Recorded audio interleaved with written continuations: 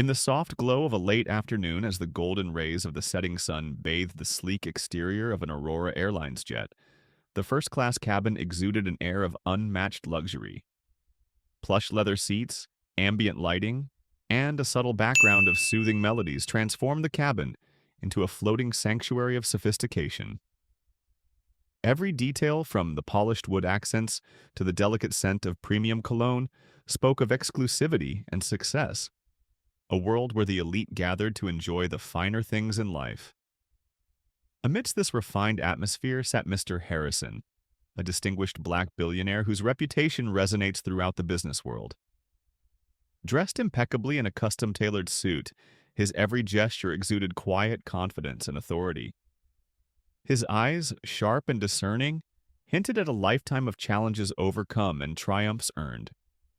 Mr. Harrison's calm demeanor and dignified presence were a testament to his inner strength and the profound self-respect he carried. In his silence, he conveyed volumes about his accomplishments, his perseverance, and the undeniable influence he wielded without ever raising his voice.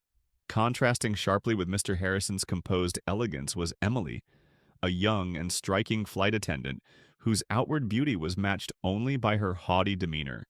Clad in a pristine uniform that spoke of meticulous discipline, Emily carried herself with an air of superiority.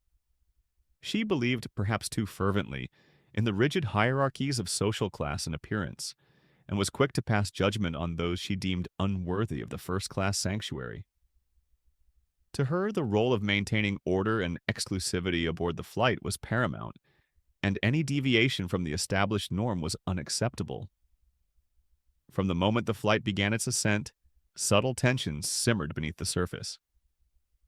Emily's gaze fell upon Mr. Harrison with a blend of disdain and incredulity, as if his very presence in such a privileged space was an anomaly.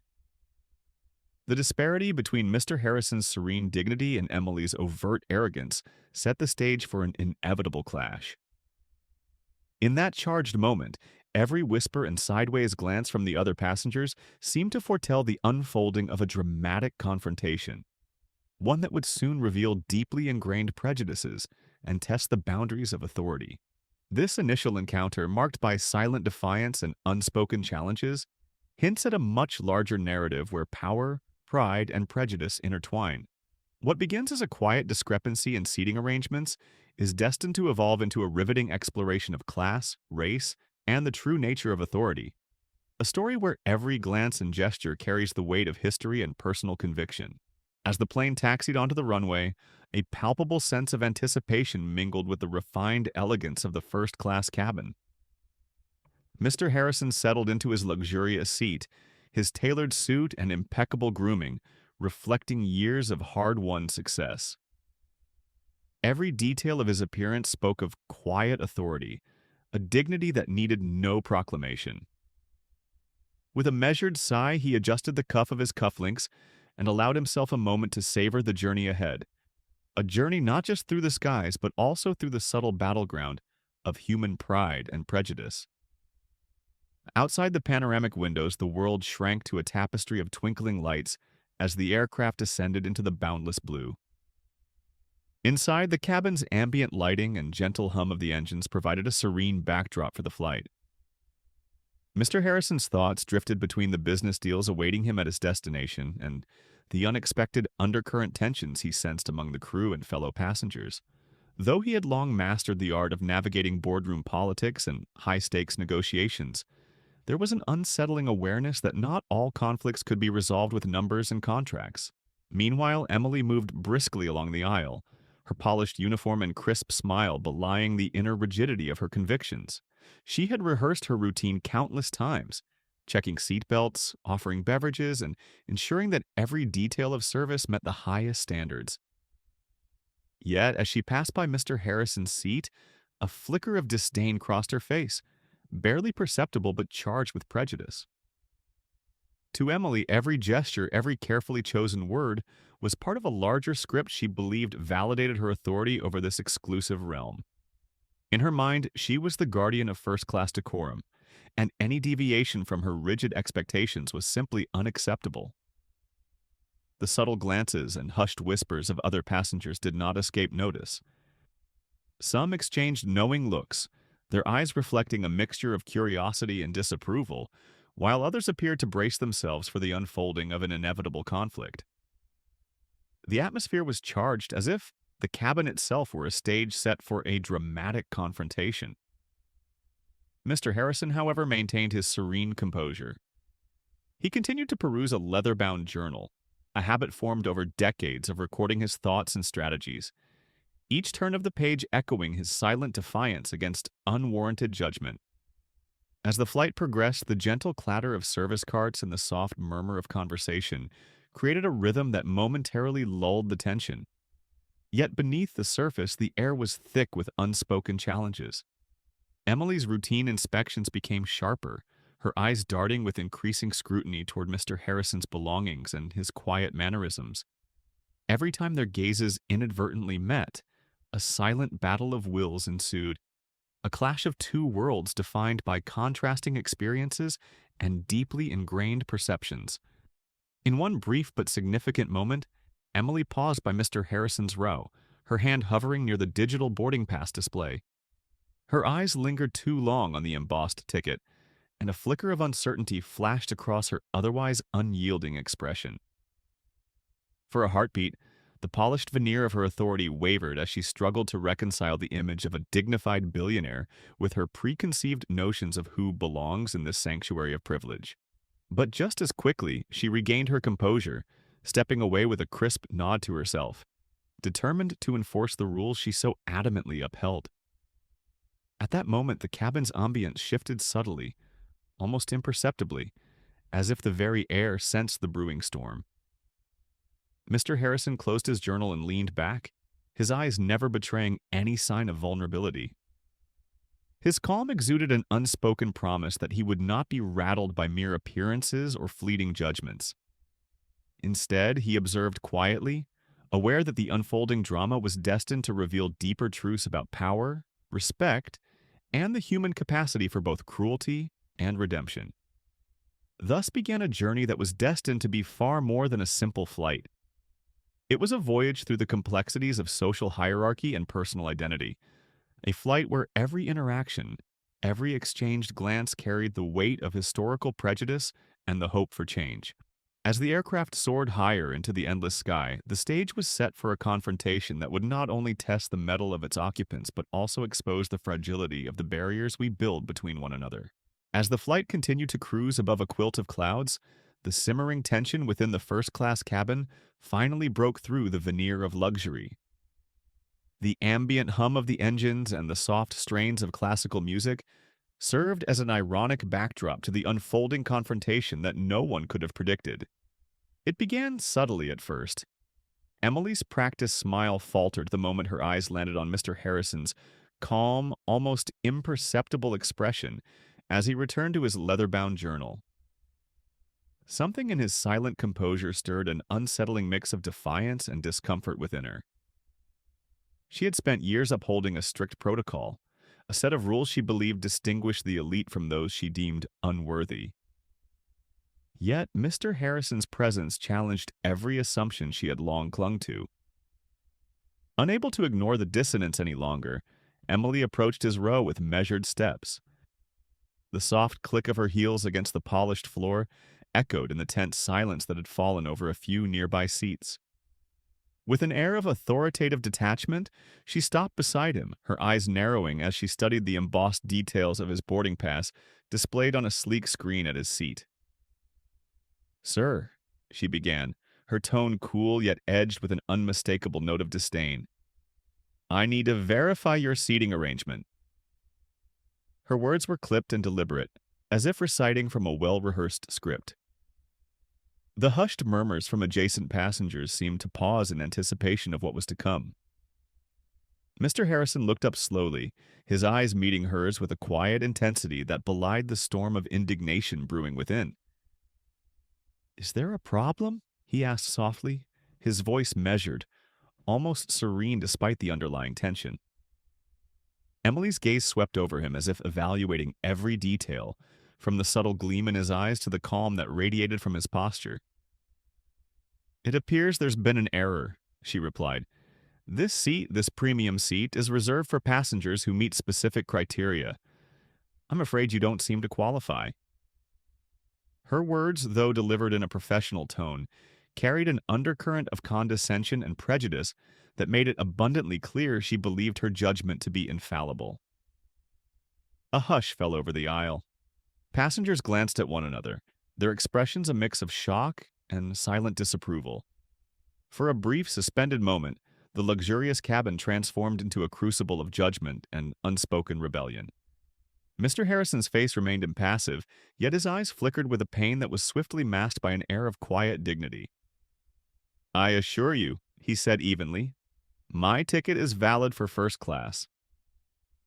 He slid a small, neatly folded boarding pass from his wallet onto the seat beside him. The ticket, embossed with the official insignia of Aurora Airlines, glinted under the soft overhead light, a silent testament to his rightful place among the elite travelers. Emily's eyes flicked over the document before her jaw tightening imperceptibly. "I need to confirm this with our system," she muttered, though her tone implied that any system would only reinforce her initial suspicions. The moment stretched as she stepped away, leaving Mr. Harrison with a mix of frustration and a calm resolve that hinted at a deeper strength. Minutes later, Emily returned, her face set in a mask of forced composure. "Sir, it appears there has been a discrepancy," she announced, her voice now edged with a hint of finality. "I'm going to have to ask you to move to the economy section." The words, cold and final, hung in the air like a death knell. A murmur rippled through the cabin. Some passengers exchanged incredulous looks while others shifted uncomfortably in their seats. Mr. Harrison's eyes, however, did not betray any outward sign of anger, only a quiet, measured disappointment. He took a slow breath as if preparing for the storm that was inevitable. "Move?" he echoed softly, his tone laced with disbelief. "There's clearly been a misunderstanding." His voice, calm and steady, belied the undercurrent of hurt that his words carried. Yet there was no pleading in his tone, no overt confrontation, only a silent assertion of his right to be where he belonged. Emily's face flushed for an instant, a fleeting crack in her armor before she recovered. "Sir, I'm following procedure," she insisted, her words now becoming more brisk, more mechanical. "Please gather your belongings and proceed to the designated section." The directive was delivered without a hint of empathy, as if the process of reassigning seats was a routine chore rather than an affront to dignity. The situation had escalated beyond a simple error in seating arrangements. What had started as a minor discrepancy had now become a glaring exhibition of prejudice, a public challenge to the very fabric of respect and equality. Mr. Harrison, gathering his few personal items with deliberate care, rose from his seat. His movements were unhurried, imbued with a silent strength that spoke of a lifetime of rising above adversity. As he walked slowly toward the back of the cabin, each step was a measured act of defiance. His eyes met those of several passengers along the aisle, some filled with sympathy, others with an accusatory gaze. In that moment, the cabin was transformed into a theater of human emotions, where every whispered comment and every sidelong glance deepened the chasm between unyielding prejudice and quiet dignity. Emily stood rooted in place, her chest tightening with a mixture of frustration and an unfamiliar pang of regret. For the first time, she questioned the infallibility of her beliefs as she watched Mr. Harrison's calm resolve in the face of a humiliation that was as public as it was unjust. The sound of his measured footsteps echoed in her ears, each step a reminder that the power of one's character could far outweigh the dictates of rigid protocol. A subtle shift occurred in the cabin's atmosphere, a shift that was less about the physical rearrangement of seats and more about the unraveling of long-held assumptions. The incident, which might have been dismissed as an isolated error by some, was already beginning to ripple through the minds of those who bore witness. It was a collision of two worlds, one of unyielding authority built on prejudice, and the other of quiet strength forged in the crucible of experience and dignity. In the aftermath, as Mr. Harrison settled into his new, less comfortable seat in the economy section, A silence reigned that was more profound than any spoken word. The passengers, now acutely aware of the injustice they had silently observed, carried the weight of the moment in their expressions and in the furtive glances they exchanged. For many, this was not merely about a seat on a plane, it was a stark reminder of the divisions that still plagued society, divisions that were often hidden beneath the surface of everyday interactions. And so, the first clash had been set in motion. It was a confrontation that, while small in its immediate context, would echo far beyond the confines of that first class cabin. It was a collision of ideals, of pride and prejudice, a microcosm of a much larger struggle for recognition, respect, and equality. The stage had been set for a dramatic unfolding of events that would challenge every notion of authority and force every onlooker to confront the uncomfortable truths of a society divided by legacy and bias. As the aircraft continued its journey across the heavens, one thing was clear. The encounter between Mr. Harrison and Emily was not merely an isolated incident. It was the spark that would ignite a series of revelations, a narrative that promised to expose the deeply rooted inequities of a world that often prized appearance over substance and prejudice over merit.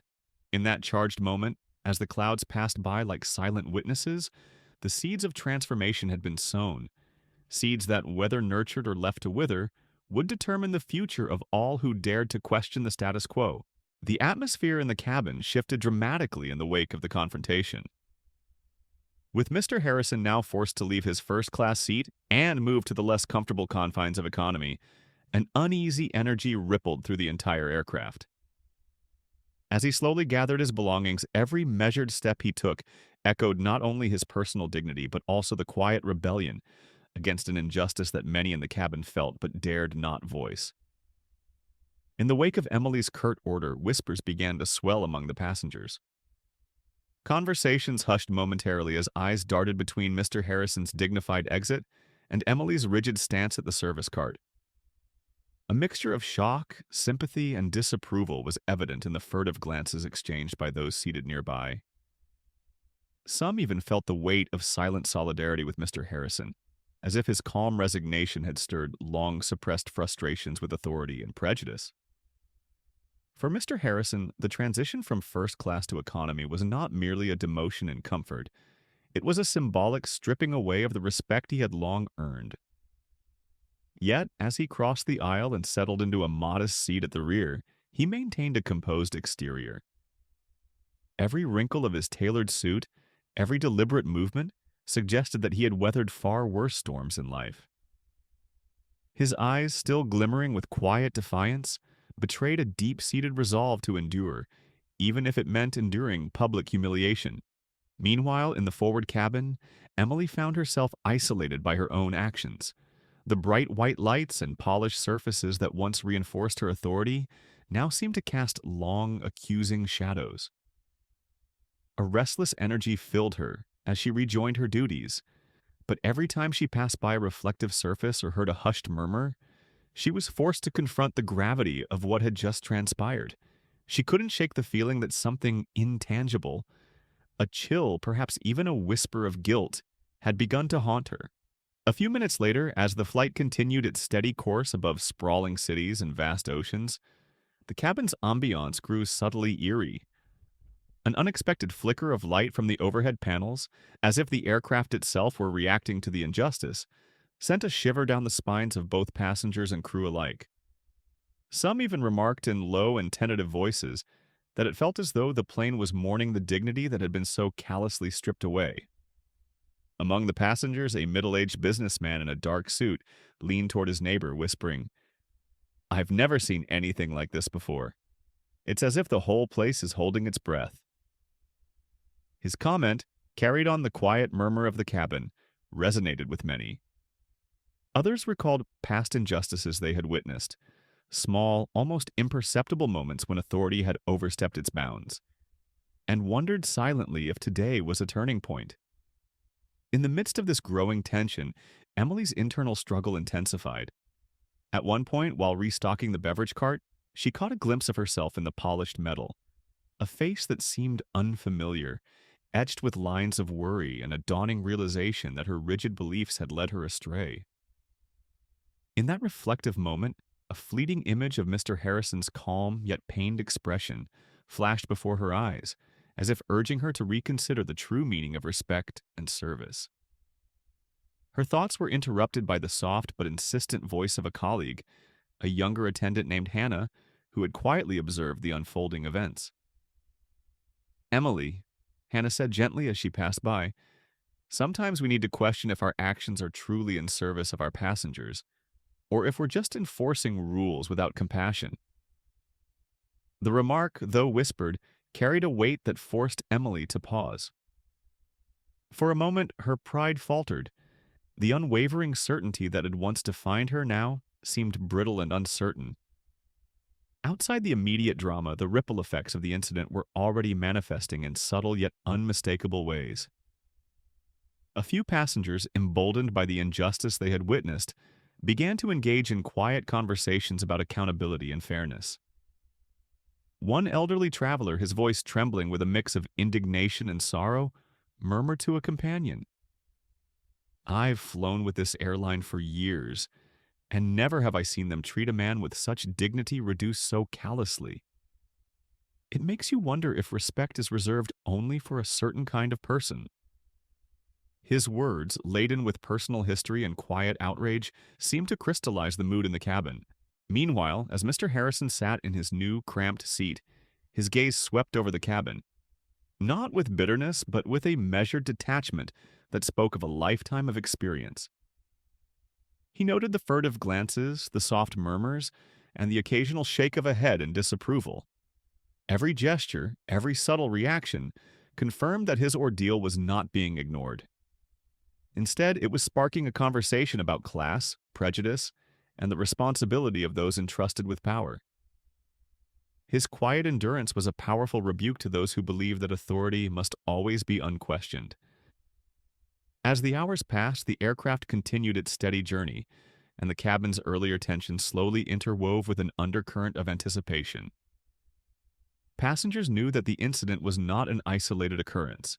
It was a harbinger of events that might soon come to light. Rumors began to circulate, carried on the wings of whispered conversations and furtive glances.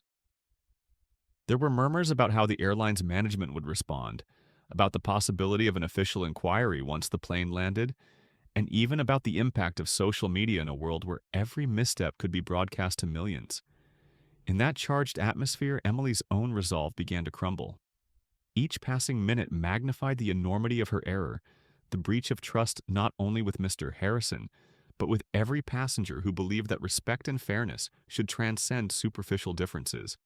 The once unyielding tower of her authority now appeared fragile, beset by doubts and the relentless pressure of conscience. At the same time, a strange and almost supernatural quietude began to settle over the cabin.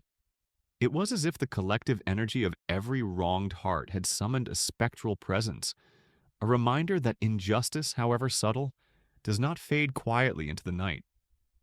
The ambient lights flickered again, and for a brief moment, a chill swept through the cabin that was felt not just in the body, but deep in the soul. This eerie occurrence, though easily dismissed by some as a quirk of the aircraft, resonated powerfully with those who had already felt the sting of injustice. By the time the flight approached its destination, the cumulative weight of the events was almost tangible. Mr. Harrison's dignified silence, the passenger's quiet empathy, and even the reluctant introspection of Emily had transformed the journey from a routine flight into a crucible for confronting the painful realities of prejudice and the abuse of authority. The tension that had once simmered under the surface was now ready to burst forth in a confrontation that would redefine the boundaries between power and respect. As the plane began its descent, the atmosphere was thick with expectation. Everyone on board sensed that what had transpired was only the beginning of a much larger reckoning. A reckoning that would force all involved to face the consequences of their actions and challenge long-held assumptions about who deserves dignity and respect. The cabin, once a sanctuary of luxury and order, had become a stage for a drama that was as much about human frailty as it was about unyielding pride. In that final stretch of the flight, as the wheels touched down and the cabin lights brightened in preparation for disembarkation, The echoes of the day's events lingered like a solemn refrain. The passengers braced themselves for what was to come: a confrontation with authority, a public airing of grievances, and perhaps the first steps toward a more just and compassionate way of recognizing one another's worth. The tension that had escalated throughout the journey was now poised to explode into a dramatic resolution, one that would force every soul on board to reckon with the true meaning of respect, equality, and the heavy price of prejudice. In stark contrast, Emily's situation was rapidly deteriorating. Rumors began circulating among the passengers, carried on the wings of hushed conversations and furtive glances. Some speculated that the entire episode was being recorded, and not just by the airline's cameras. Social media feeds, already abuzz with snippets of the unfolding drama, were lighting up with images and comments condemning the discriminatory action. The digital storm was gathering momentum, and Emily could feel the heat of public judgment intensifying with every passing minute. Unable to escape the relentless scrutiny, Emily retreated to a quiet corner near the galley, her mind racing with a mix of regret and panic. Every beep of a notification on her phone, every distant murmur from the cabin, served as a reminder that the moment of reckoning was drawing near. The once firm resolve that had carried her through years of service now seemed to crumble under the undeniable truth that her actions were not only unjust, but would soon have far-reaching consequences. Just as the tension in the cabin was approaching a boiling point, as an unexpected figure emerged from behind the curtains of the galley, a senior member of the airline's management, dressed in a sharply cut suit and carrying an aura of both authority and unyielding calm. His presence commanded immediate attention. He introduced himself as Donovan, a high-ranking executive tasked with handling critical incidents. His eyes swept across the cabin, absorbing every detail of the scene with a discerning gaze. "Ladies and gentlemen," Donovan began in a firm yet composed tone that cut through the murmurs like a knife. "We are aware of the issues concerning seating arrangements on this flight. I assure you that we are taking all necessary steps to address this matter swiftly and appropriately." His announcement, though measured, carried an unmistakable air of finality. In that moment, every passenger, every crew member, and especially Emily, knew that the time for evasions had passed. Emily's heart pounded in her chest as she realized that her every action would soon be scrutinized under the unforgiving light of corporate justice. Donovan's words resonated with a chilling promise that no act of prejudice, no matter how covert or casual, would be allowed to slide without consequence. Meanwhile, Mr. Harrison, though still seated in the economy section, appeared to radiate an inner strength that was impossible to ignore. A silent testament to the fact that dignity, once challenged, had the power to transform even the most precarious moments into statements of enduring resilience. As the aircraft began its descent toward the destination airport, the mood within the cabin shifted yet again. There was an air of subdued anticipation, a collective awareness that the climax of this confrontation was imminent. The digital storm outside, fueled by real-time updates and viral social media posts, seemed poised to explode upon landing, with every tweet and post adding weight to the scandal. It was a turning point that would force everyone on board, especially Emily, to confront the inescapable truth of their own complicity in a system marred by bias. In the final moments before touchdown, as the plane's wheels prepared to meet the runway, Donovan's presence lingered like a specter of accountability. For Mr. Harrison, the upcoming confrontation promised not only vindication but also a subtle yet profound assertion of his right to be treated with respect. For Emily, it heralded the beginning of a public reckoning, a moment when the facade of authority would be dismantled piece by piece under the scrutiny of an unforgiving world. In that charged instant, as the aircraft slowly descended through the clouds toward a destiny that would reshape the lives of everyone aboard, the seeds of transformation had been sown. The conflict was no longer confined to the narrow aisles of the jet. It had become a mirror reflecting broader societal struggles, a vivid reminder that the battle for dignity and equality was fought not just in boardrooms and courtrooms, but also in the silent spaces between whispered words and exchanged glances. Thus, as the plane touched down and the cabin prepared for disembarkation, Every soul on board braced for the unfolding of events that promised to shatter old paradigms and usher in a reckoning that could change lives forever. The dramatic crescendo of the conflict was set, and with it came the hope that, from the ashes of prejudice, a new chapter of understanding and respect might finally emerge. In stark contrast, Emily's situation was rapidly deteriorating. Rumors began circulating among the passengers, carried on the wings of hushed conversations and furtive glances.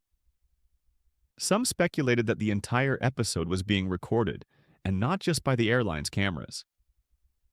Social media feeds, already abuzz with snippets of the unfolding drama, were lighting up with images and comments condemning the discriminatory action. The digital storm was gathering momentum, and Emily could feel the heat of public judgment intensifying with every passing minute. Unable to escape the relentless scrutiny, Emily retreated to a quiet corner near the galley, her mind racing with a mix of regret and panic. Every beep of a notification on her phone, every distant murmur from the cabin, served as a reminder that the moment of reckoning was drawing near. The once firm resolve that had carried her through years of service now seemed to crumble under the undeniable truth that her actions were not only unjust, but would soon have far-reaching consequences.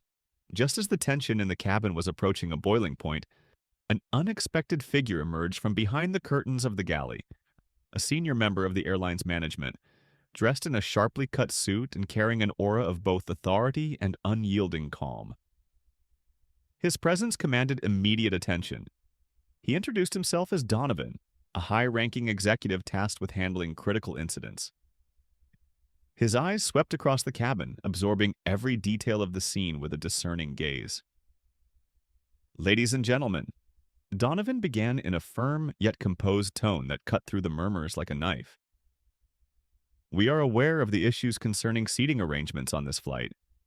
I assure you that we are taking all necessary steps to address this matter swiftly and appropriately." His announcement, though measured, carried an unmistakable air of finality. In that moment, every passenger, every crew member, and especially Emily, knew that the time for evasions had passed. Emily's heart pounded in her chest as she realized that her every action would soon be scrutinized under the unforgiving light of corporate justice. Donovan's words resonated with a chilling promise that no act of prejudice, no matter how covert or casual, would be allowed to slide without consequence. Meanwhile, Mr. Harrison, though still seated in the economy section, appeared to radiate an inner strength that was impossible to ignore. A silent testament to the fact that dignity, once challenged, had the power to transform even the most precarious moments into statements of enduring resilience. As the aircraft began its descent toward the destination airport, the mood within the cabin shifted yet again. There was an air of subdued anticipation, a collective awareness that the climax of this confrontation was imminent. The digital storm outside, fueled by real-time updates and viral social media posts, seemed poised to explode upon landing, with every tweet and post adding weight to the scandal. It was a turning point that would force everyone on board, especially Emily, to confront the inescapable truth of their own complicity in a system marred by bias. In the final moments before touchdown, as the plane's wheels prepared to meet the runway, Donovan's presence lingered like a specter of accountability. For Mr. Harrison, the upcoming confrontation promised not only vindication, but also a subtle yet profound assertion of his right to be treated with respect. For Emily, it heralded the beginning of a public reckoning, a moment when the facade of authority would be dismantled piece by piece under the scrutiny of an unforgiving world. In that charged instant, as the aircraft slowly descended through the clouds toward a destiny that would reshape the lives of everyone aboard, the seeds of transformation had been sown. The conflict was no longer confined to the narrow aisles of the jet. It had become a mirror reflecting broader societal struggles, a vivid reminder that the battle for dignity and equality was fought not just in boardrooms and courtrooms, but also in the silent spaces between whispered words and exchanged glances. Thus, as the plane touched down and the cabin prepared for disembarkation, every soul on board braced for the unfolding of events that promised to shatter old paradigms and usher in a reckoning that could change lives forever. The dramatic crescendo of the conflict was set, and with it came the hope that, From the ashes of prejudice, a new chapter of understanding and respect might finally emerge. As the plane began its descent, the charged atmosphere inside the cabin reached a fevered pitch. The previously simmering tensions had evolved into an unspoken understanding that a reckoning was imminent. Outside, the runway lights glimmered like distant beacons of accountability, while inside, then every passenger, every crew member, braced for the impending collision between corporate authority and personal injustice. Within minutes of touchdown, the cabin's digital ecosystem erupted. Smartphones captured every lingering glance, every tremor of distress on Emily's face, and the calm resilience etched into Mr. Harrison's expression. Social media platforms exploded with real-time updates. Hashtags like number Justice for Harrison and number No Room for Prejudice trended as images and video snippets of the earlier confrontation spread rapidly beyond the confines of the aircraft. For many, this was more than a private grievance. It was a public outcry against a system steeped in outdated hierarchies. Before the passengers could disembark, an announcement came over the intercom with an urgency that cut through the murmurs. Ladies and gentlemen, due to an ongoing issue regarding seating arrangements and service protocols, we request that all passengers remain on board until further notice. Corporate representatives will be addressing this matter immediately. The formal tone left little room for misunderstanding. The airline's upper management was now directly intervening. In the forward section, Donovan, the senior executive who had already made his presence felt earlier, reappeared. His crisp suit and authoritative demeanor radiated resolve as he walked briskly through the aisle toward the galley. With each measured step, the weight of his responsibility and the collective expectation of justice seemed to press down on the cabin. As he paused near the entrance to the first-class section, he took a deep breath and addressed the gathered passengers and crew. "Ladies and gentlemen," Donovan announced in a firm, controlled tone, "we are fully aware of the incident that has transpired on this flight. We take these matters extremely seriously, and an internal investigation is already underway. I assure you that the dignity of every passenger is paramount to our operations. We will resolve this matter with the utmost transparency and integrity." His words, though carefully chosen, resonated like a clarion call to accountability, signaling that no act of prejudice would be swept under the rug. For Mr. Harrison, who had been quietly enduring his enforced relocation, this announcement served as both vindication and a promise of redress. Even as he sat in the cramped confines of the economy section, his presence remained imposing, a silent testament to resilience in the face of injustice. His smartphone buzzed with yet another message, this time from a high-ranking corporate liaison confirming that his grievance had been escalated to the very top of the airline's hierarchy. A small, knowing smile touched his lips, hinting that his quiet strength had already begun to shift the balance of power. Meanwhile, Emily's situation was growing ever more precarious. Isolated in her duties and now forced to confront the full impact of her actions, she retreated to a corner near the galley. The reflections in the polished metal surfaces no longer offered her reassurance. Instead, they mirrored a visage marred by anxiety and a dawning sense of remorse. Every beep of a notification, every hushed conversation that floated her way, was a relentless reminder that the public was now watching and judging her every move. In a secluded corridor near the service area, a senior flight attendant named Lisa, whose gentle wisdom had been evident throughout the flight, approached Emily with quiet concern. "Emily," Lisa said softly, "sometimes the hardest lessons are taught not by those we wrong, but by the mirror of public conscience. Today, our passengers are witnessing more than just a miscommunication. They're witnessing a failure of empathy." Emily's eyes, previously steeled with self-assurance, flickered with uncertainty. Lisa's words cut deeper than any reprimand from above. As the aircraft taxied toward the gate, the ripple effects of the incident extended beyond the plane's confines. Corporate security personnel, in dark uniforms that spoke of both authority and discretion, moved in to ensure that the situation was contained. They intercepted Emily as she attempted to rejoin her colleagues, gently but firmly instructing her to remain on board pending further instructions. The unyielding professionalism of the security team contrasted starkly with the chaos of emotions swirling within the cabin. Outside, as the aircraft's door finally opened, a swarm of journalists and onlookers gathered near the jet bridge. News vans, microphones, and cameras were poised to capture every detail. The incident had exploded into a media frenzy even before the passengers had left the aircraft. Reporters clamored for statements, and within minutes, headlines began to form. Headlines that would soon reverberate across social networks and news outlets nationwide. The entire episode was now a public spectacle, a high-stakes drama where the personal became political, and one moment of prejudice was about to spark widespread debate. Inside, Donovan took his place near the front of the cabin once more, his gaze sweeping over the sea of anxious faces. "We will now conduct a full debriefing," he stated, his tone unyielding. "I ask that all passengers cooperate fully. Your testimonies will be invaluable in ensuring that such incidents are not repeated. We owe it to each of you and to ourselves to uphold the principles of respect and equality." His words were met with a mixture of cautious nods and murmured acknowledgments from passengers who had borne silent witness to the unfolding injustice. For Mr. Harrison, the next steps were already clear.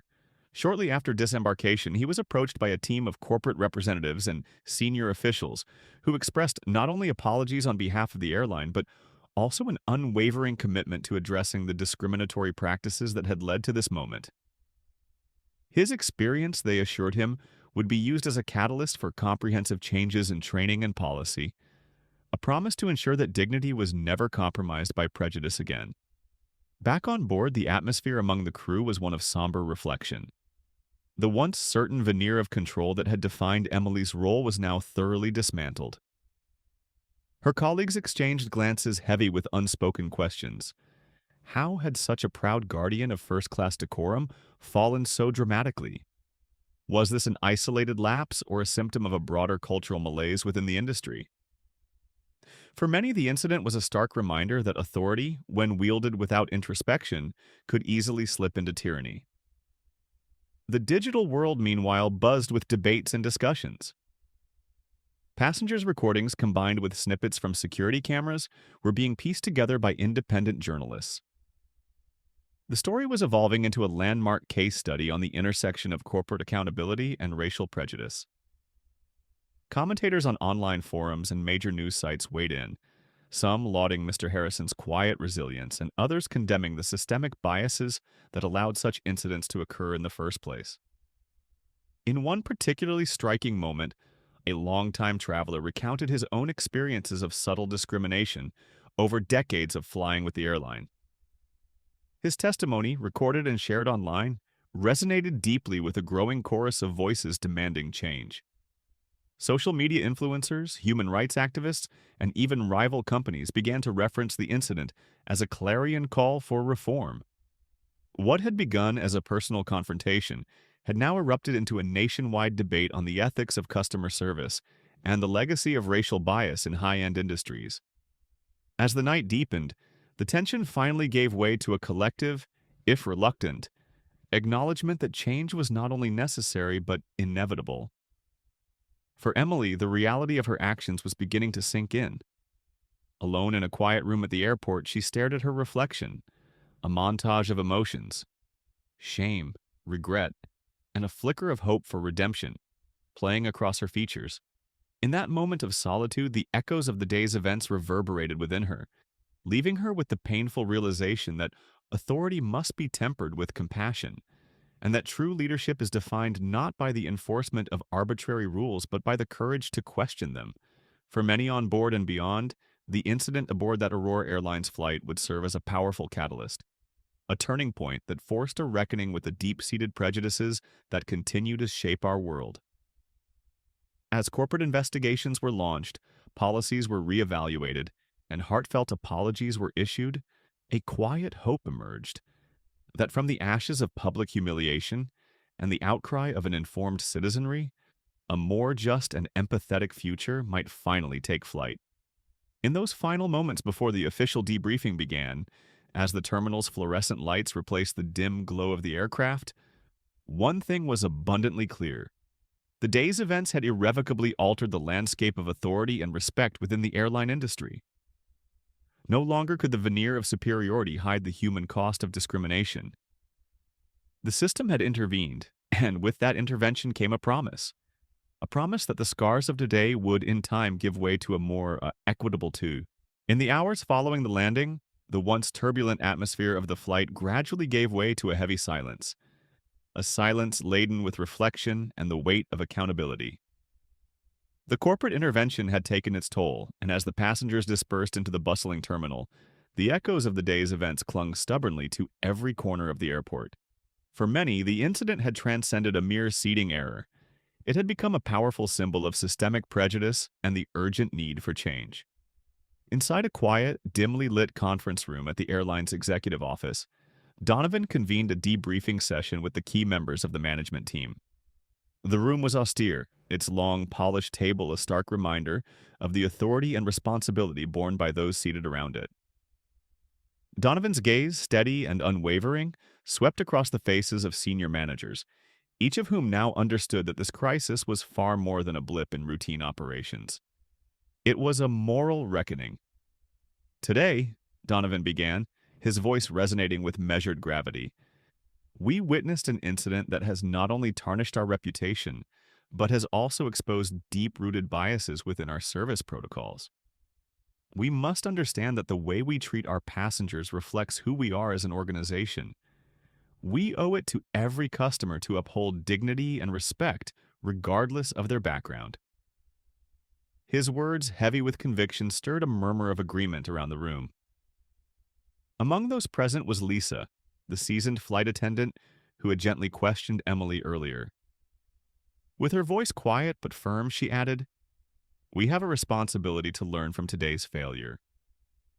It's not enough to simply enforce rules. We must ensure that those rules are just and that our actions reflect compassion over prejudice." Her remark resonated deeply, reminding everyone that true authority was not about control, but about service and empathy. For Emily, the aftermath was a tumultuous blend of regret, introspection, and an emerging, albeit reluctant, desire for redemption. Isolated in a small holding area near the executive offices, she sat quietly with her head bowed and her hands trembling. Every image from the flight replayed in her mind. The cold dismissal of Mr. Harrison, the disapproving glances from passengers, and the piercing scrutiny of corporate security. With each recollection, the reality of her actions sank in deeper. She realized that her rigid adherence to procedure combined with an unchallenged prejudice had led her to commit an act that was both unprofessional and deeply unjust. Unable to escape the gravity of the situation, Emily eventually agreed to a private meeting with Donovan.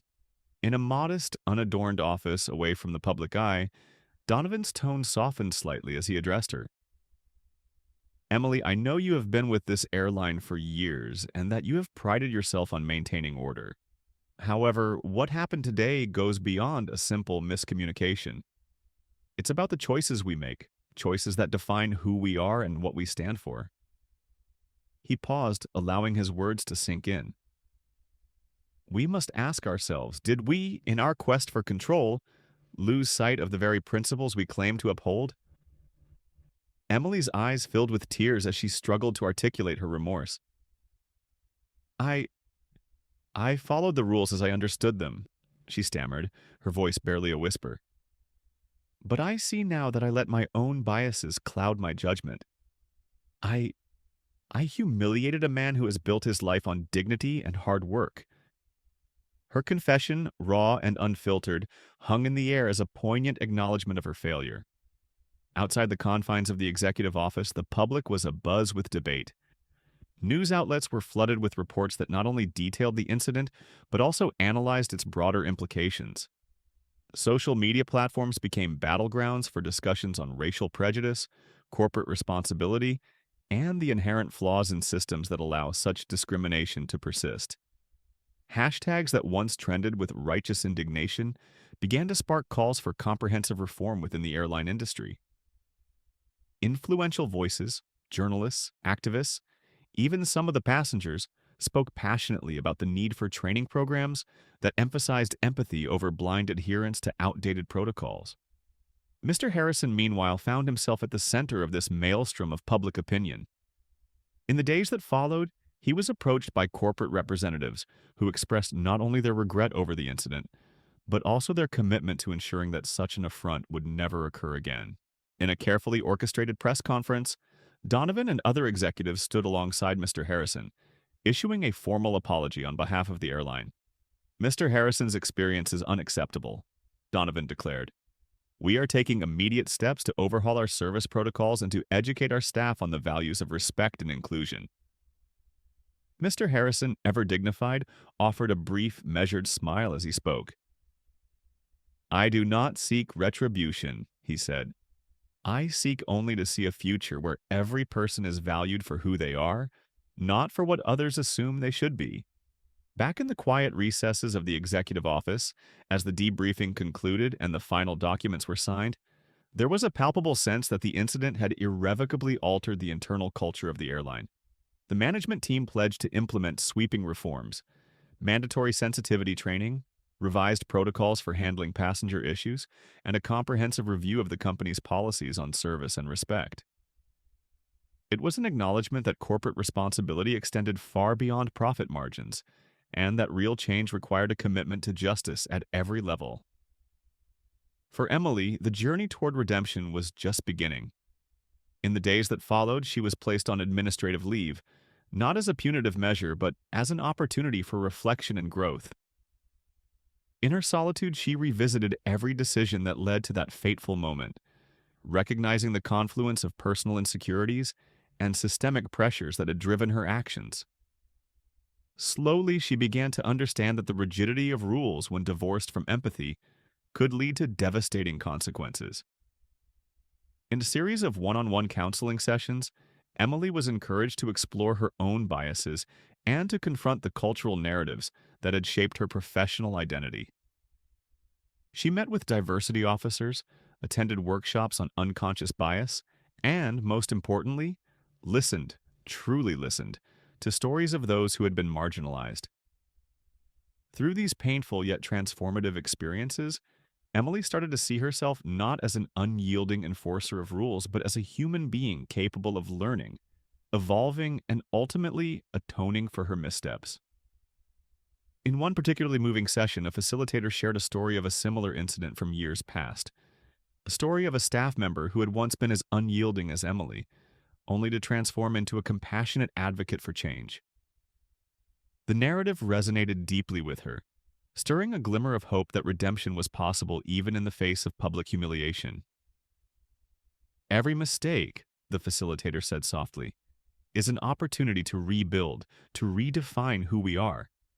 It's not the fall that defines us, but the strength we muster to rise again." The internal ripple effects extended beyond the confines of the airline. Among the passengers who had borne witness to the ordeal, there was a newfound sense of solidarity. In online forums and community groups, people shared their own stories of being treated unfairly, instances of subtle racism, of unwarranted dismissals, of dignity stripped away in moments of carelessness. Mr. Harrison's experience had become a catalyst for a broader dialogue on the value of respect and the urgent need for systemic reform. These shared experiences forged bonds among strangers, creating a collective voice that demanded accountability and change. As the weeks turned into months, the corporate overhaul began to take shape. New training modules were developed, emphasizing the importance of empathy, respect, and the recognition of each individual's intrinsic worth.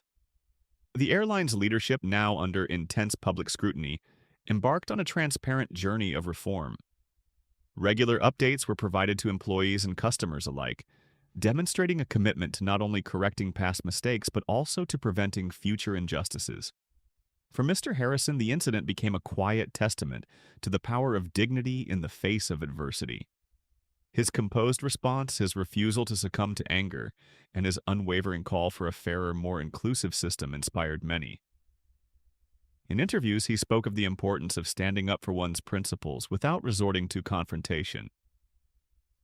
"True strength," he remarked, "lies in the ability to remain calm when injustice rears its ugly head.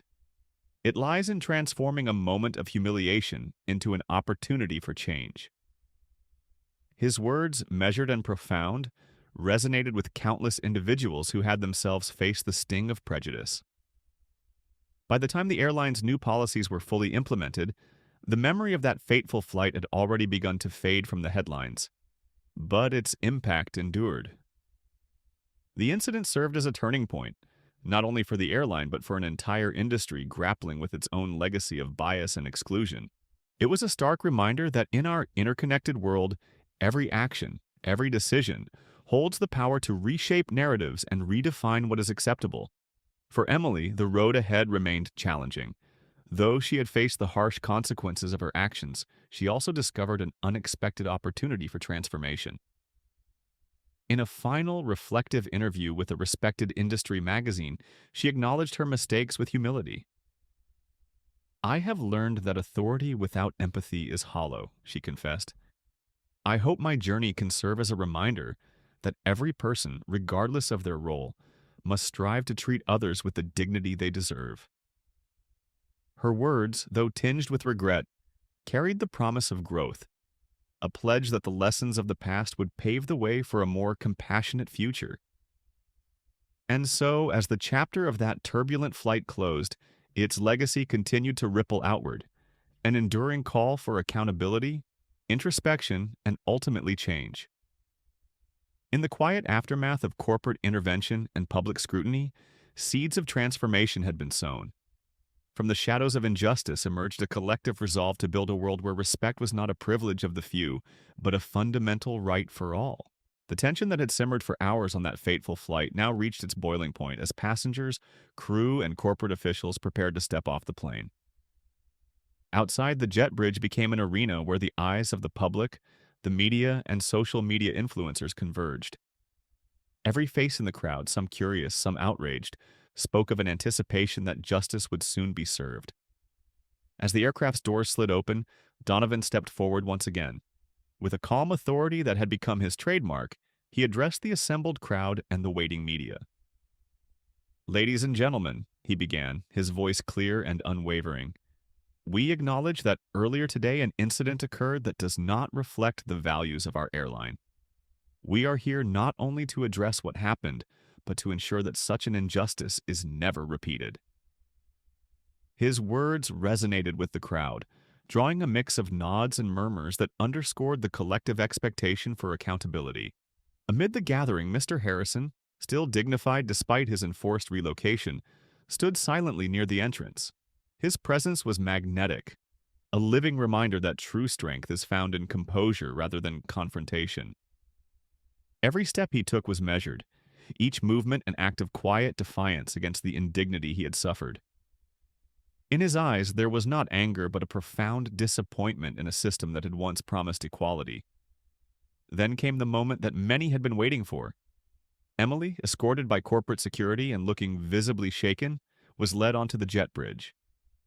The fluorescent lights cast harsh shadows on her face, emphasizing the strain of the ordeal.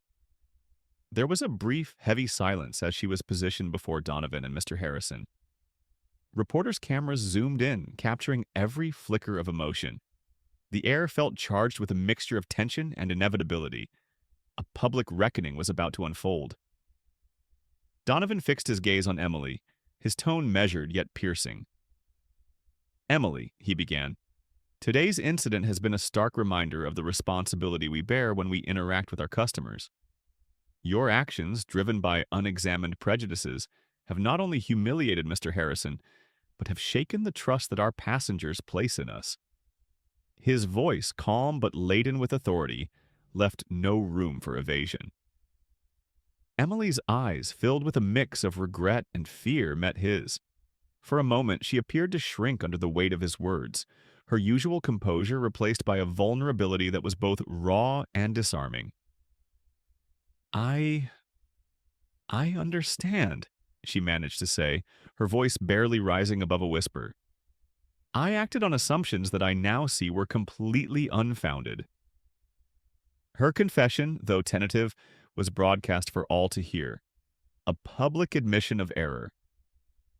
The crowd's murmurs grew louder, punctuated by the clicking of smartphones as onlookers documented the unfolding drama. Mr. Harrison took a step forward, his voice, soft but resonant, cut through the cacophony. "I did not ask for this confrontation," he said. "I came here expecting to be treated with the dignity that every human being deserves. Today, I witnessed not only an error in service, but a failure to recognize the fundamental worth of a person." His words, calm yet filled with an undeniable power, shifted the focus from personal grievance to a broader call for change. For several long moments, neither side spoke as the weight of the situation pressed down on everyone present. Then, Donovan continued, "We are instituting immediate reforms. Emily's actions, while now acknowledged as a mistake, represent a systemic issue that must be addressed. Effective immediately, we will be launching a comprehensive review of our service protocols and enforcing mandatory sensitivity and anti-bias training for all employees." His declaration was met with a mixture of applause and subdued murmurs. It was clear that the promise of reform was as crucial as the personal accountability that was being demanded. In that charged atmosphere, Emily's resolve began to break down further. She looked out at the sea of faces, passengers who had silently endured, reporters who had captured every moment, and even some colleagues who now regarded her with a mix of pity and disapproval. I I deeply regret what happened," she said, her voice trembling as she spoke again. "I allowed my biases to dictate my actions, and I am truly sorry for the pain I have caused Mr. Harrison, and for the disappointment I have inflicted upon our valued customers." Her words, though earnest, did little to quell the storm of public scrutiny that was already swirling around her. A senior journalist, seizing the moment, asked Donovan a pointed question. "How will the airline ensure that an incident like this never happens again?" Donovan paused, his eyes scanning the crowd before responding. "It starts with accountability," he said firmly. "Today, we have witnessed the consequences of unchecked authority. Moving forward, we will hold every member of our team to a standard that honors both our passengers and our collective responsibility to foster an environment free of prejudice." His answer, both clear and resolute, was a promise to the public that change was on the horizon. Meanwhile, Mr. Harrison, whose calm throughout had been nothing short of inspiring, added quietly, "Respect and dignity are not privileges. They are rights.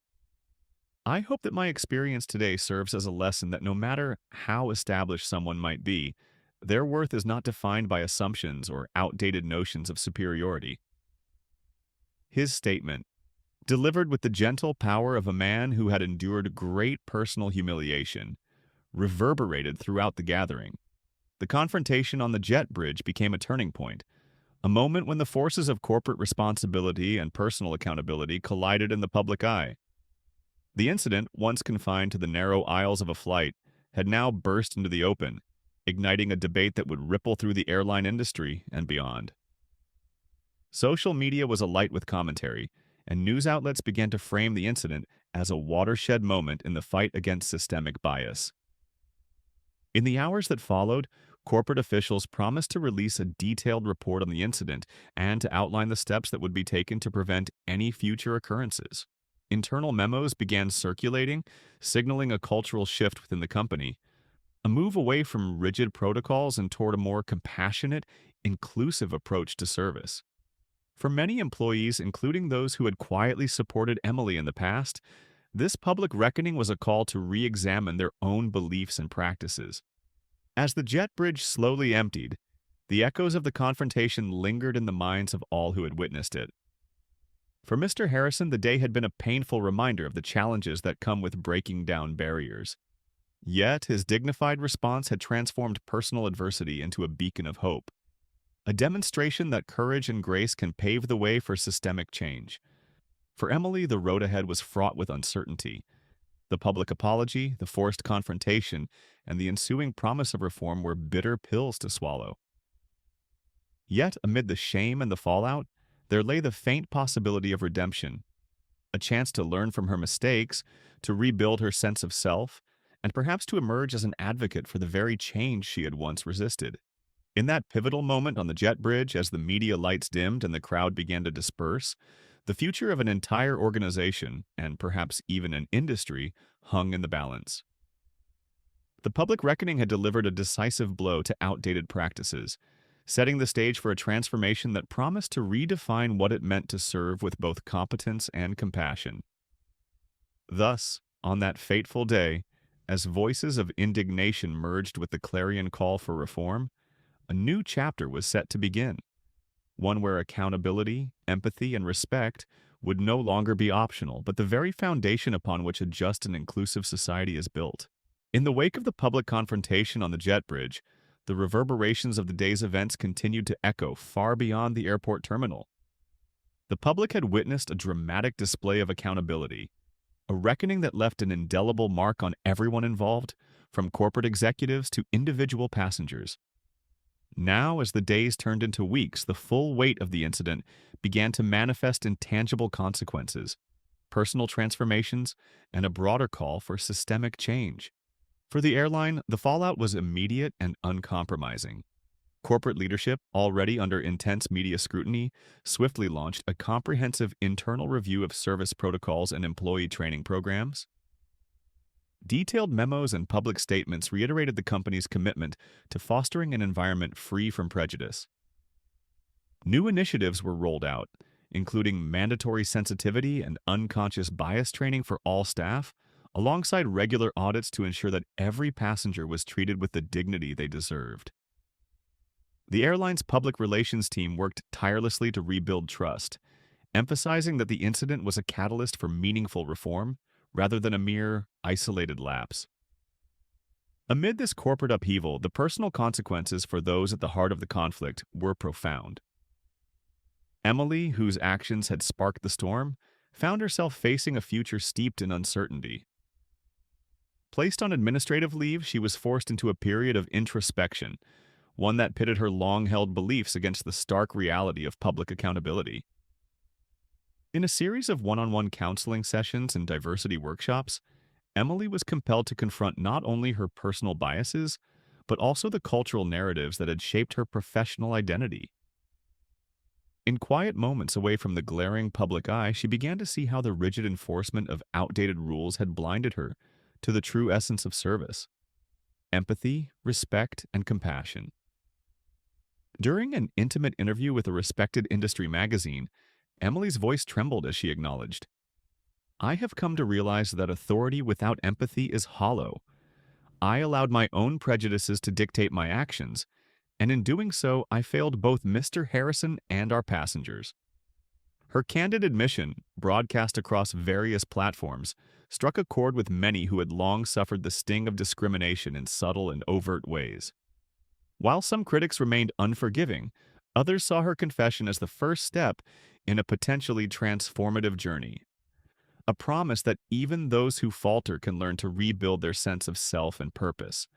Mr. Harrison, on the other hand, emerged from the ordeal with his dignity intact and his resolve strengthened. His quiet endurance throughout the confrontation had resonated deeply with the public, reinforcing the idea that true power lies in grace under pressure. In subsequent interviews, he spoke not with bitterness, but with measured hope. What happened was not about personal revenge. It was a call for all of us to re-examine the structures that allow prejudice to persist. "I stand here not as a victim, but as someone who believes in the possibility of change when we hold ourselves accountable." His words, imbued with the wisdom of years spent navigating the challenges of both business and life, offered a counterpoint to the arrogance that had marred the day's events. For many passengers and onlookers, the incident served as a wake-up call, a reminder that everyday encounters can reveal the systemic inequities hidden beneath the veneer of routine service.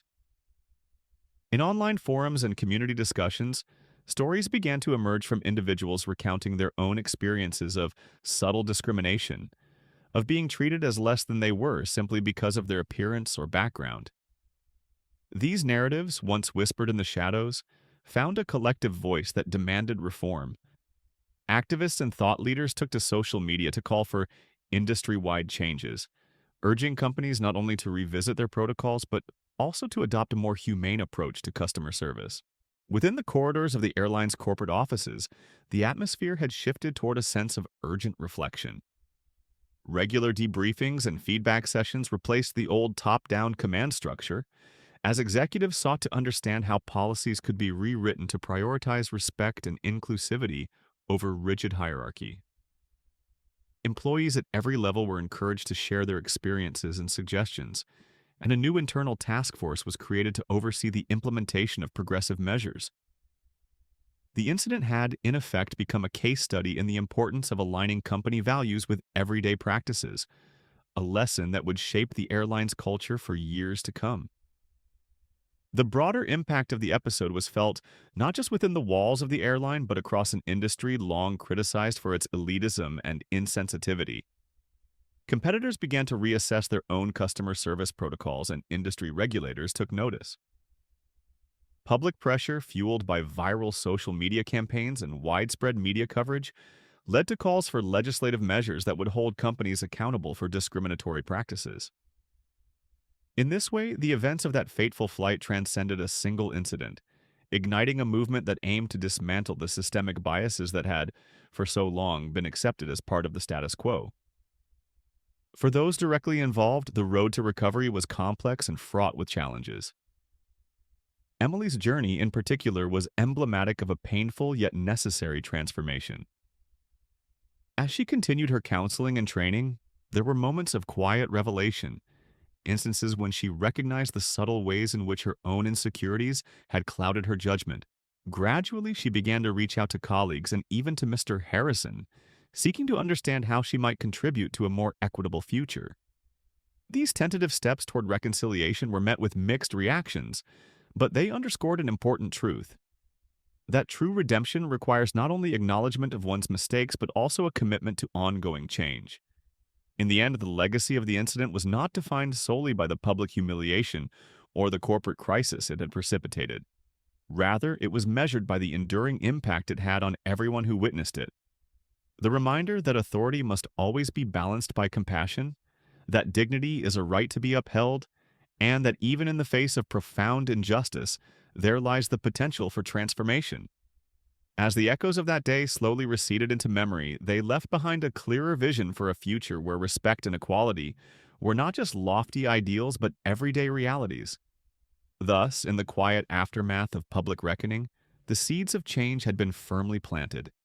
The airline, its employees, and the wider community now faced the task of nurturing those seeds, ensuring that the painful lessons of the past would blossom into a more just and inclusive tomorrow.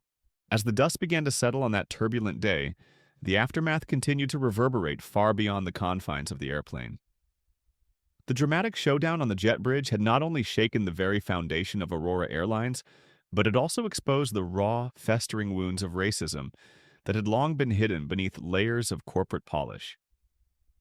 While the airline swiftly initiated sweeping reforms, the shadow of deep-seated prejudice against black people still loomed large over every boardroom discussion and every passenger's whispered memory.